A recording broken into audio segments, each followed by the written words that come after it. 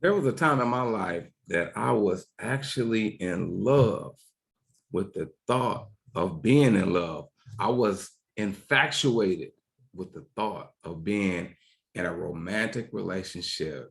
I'm not sure if you can relate to this. Some of us may be able to, some of us not so much. But for me, it produced false expectations for myself and the person that I found myself in that relationship.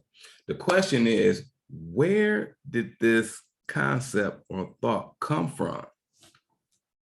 Many times when we have a false expectation or a false narrative on how something looks, it can come from television. Television, live vision, whether it's coming through Netflix, whether it's coming through regular TV, where it's coming through social media, where we're creating the narrative and projecting it out to the masses. These expectations, these fantasies can really stifle and result in hurt internalized by the person that has been subjected to the narrative itself and the person that they may be in relationship with. I watch movies and what I see is that relationships take place quickly. One scene, we just meet each other. The next scene, we're being physically involved, if you get my drift.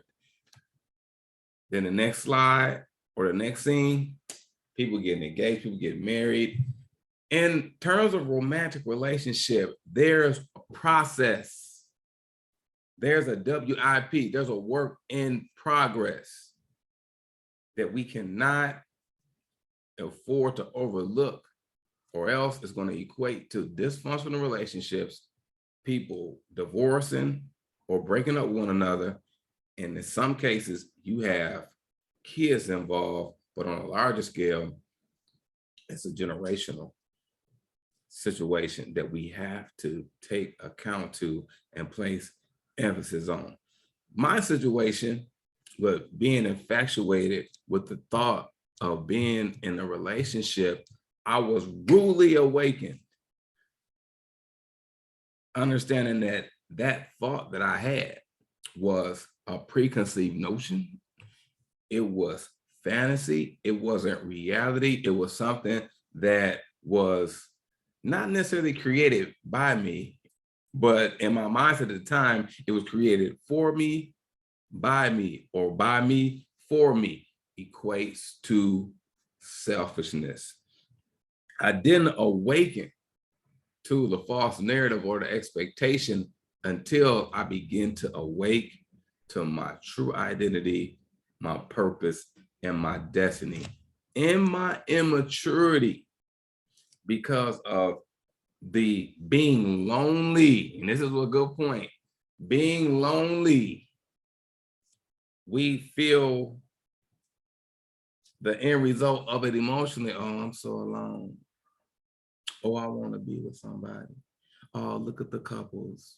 Look at the couples in the summer holding hands. Look at the couples downtown Chicago. Look at the couples on TV. Don't they look so happy? Look at the couples that projecting images on social media. Look at all these people. These people are happy. I want to be happy too. Which places more emphasis and magnifies the false narrative or the fantasy.